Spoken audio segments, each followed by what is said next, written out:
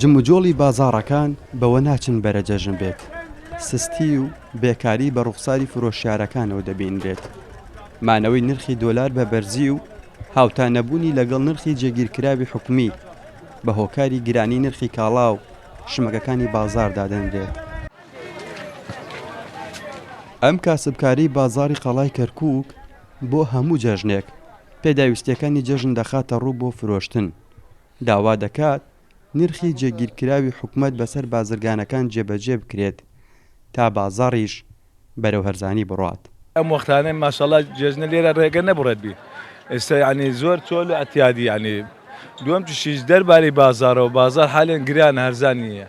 بەنسبەت میزان قەراریان لەسەریداوە لە موازنەی بەغدا یعنی هیچ گۆڕانکاری لە نرخی دۆلار نەکراوە. تو سێرەکەی کە دۆلار حکومەت تەقریری کردو بە 132 تەقریری کردووە یعنی بە 147 ساشیا مێناوە لێدا بە 147. خەڵک دێ بۆ بازار بە شت ناکڕێ ئەو شتە نییە کە مەسەرەن شتە پێویستیەکە ئەکرێ بنەوە زۆر کە پێویستە.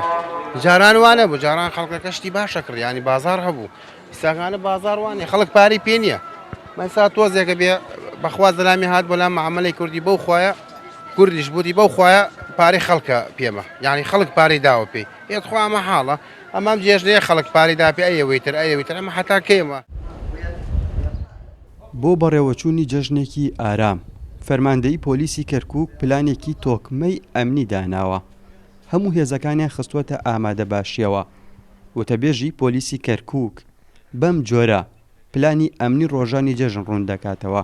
ئەو شۆنا گشتیانێکەوە قەڵەباڵغی هەیە ئەم ڕۆژانێکەوە کەوێتە پێشجێژن ڕۆژانی جێژنشا یاریگاکانە و ئەو شۆنانێکەوە ئەزدحامی تیابێ یا خودمۆڵەکان بێ ئەوانە شەمووی حیمایەتی بۆ دابین کراوە بە فەرمانی ئەوش هەموو هێزەکانی کەرکووک پۆلیسی کەرکووک کراونەتە حاڵەتی ئامادە باشیەوە هەموو هێزەکانمان لەسەر شەقامەکانن و هەموو بەڕێوەبەرەکانش لەسەر ئەرکەکانیانان و ئینشاڵڵا لە کۆتایی جێژن لەگەڵ لەسەر ئەمەرکانەمان دەبین و پلانی سەرکەوتشمان ڕادەگەینین. ئەوەی جێی چاوەڕوانی هاوڵاتیان بوو لەگەڵ پەسەندکردنی پرۆژە یاسای بودجەی عێراق و جێگیرکردنی نرخی دیناری عێراقی بەرامبەر بە دۆلار کاریگەری لەسەر بازار دروست بکات و خەڵکی بۆ جەژن بتوانن پێداویستیەکانیان بکڕن. بەڵام ئەوەی لە بازاڕەکاندا بەدی دەکرێت هیچ گۆڕانکاریەک ڕووی نەداوە.